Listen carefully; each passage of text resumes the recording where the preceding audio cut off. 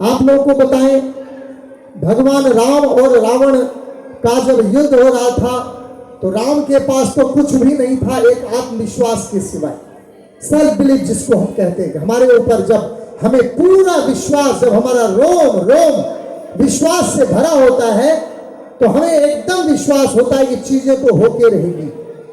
और ये कहानी है युद्ध की, जब भगवान राम और रावण का युद्ध हो रहा था। और युद्ध में एक पल ऐसा भी आया कि जिस दिन रावण का पलड़ा भगवान राम पे भारी पड़ा। और संध्या होते ही, युद्ध का नियम होता था कि संध्या होते ही युद्ध खत्म हो जाती थी। और भगवान राम अपनी कुटिया में उदास बैठे हुए थे, चिंतन कर रहे थे। तो जामवंत सलाह दिया करते थे भगवान राम को। जामवंत ने जब देखा कि भगवान राम बहुत उदास हैं, आज हमारा सेनापति है वही बहुत उदास है, तो जो उनकी सेनाएं हैं बंदर और भालू, तो उनका क्या होगा। और जामवंत भगवान राम के पास चले गए और भगवान राम से कहा कि हे सेनापति, अरे ये तो युद्ध है, कौन से युद्ध में आज फैसला हो गया, एक दिन की तो बात है, आज रावण का पलड़ा भारी था, इसका ये तो मतलब नहीं कि रावण युद्ध जुड़ गया। तो अगर सेनापति आज ऐसा होगा तो आपकी जो सेनाएं हैं उसका क्या हाल होगा। भगवान राम थोड़ा मुस्कुराए क्योंकि उनका आत्मविश्वास तो उनमें झलक रहा था। भगवान राम ने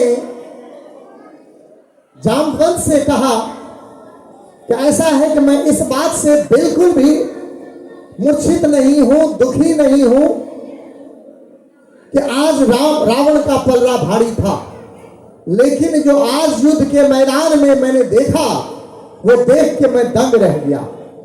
क्योंकि रावण बहुत तपस्वी था, ईश्वर का वरदान था। तो आज जब रावण से मैं सीधा युद्ध कर रहा था तो मुझे ऐसा एहसास हुआ कि रावण नहीं, आज मां दुर्गा साक्षात मेरे से लड़ रही है। मुझे तो इस बात का गम है कि मां किस बात से मेरे से नाराज है।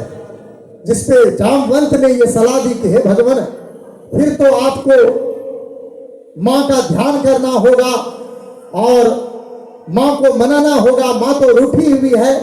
और जैसा सुनते हैं, जैसा पढ़ा है कि राम जी ध्यान में चले जाते हैं और अपने शिष्य जो उनके हनुमान जी हैं उनसे कहते हैं कि कमल लेके आओ।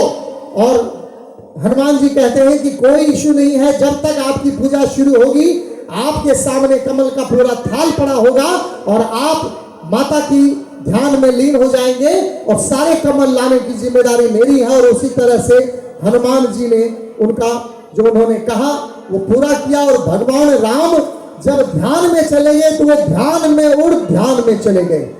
जब बिल्कुल माता के सामने हो गए और एक एक फूल कमल का वो चढ़ाते चले गए और लास्ट फूल था।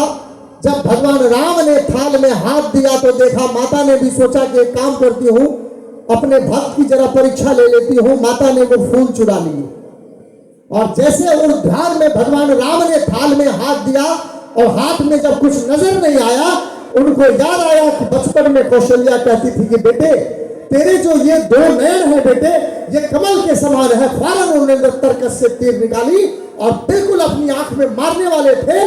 माता ने उनका हाथ पकड़ लिया कि बस बस हो गया। और उसके बाद की कहानी सबको पता ही है। तो ये जीवन का बड़ा सच है कि जब बहुत बहुत मेहनत, बहुत ईमानदारी, बहुत लगन से आप किसी चीज को जिले दान से चाहते हैं तो ऊपर वाला खुद आगे चल के आपकी सारी जो आपके सपने हैं उसको साकार करने में लग जाता है।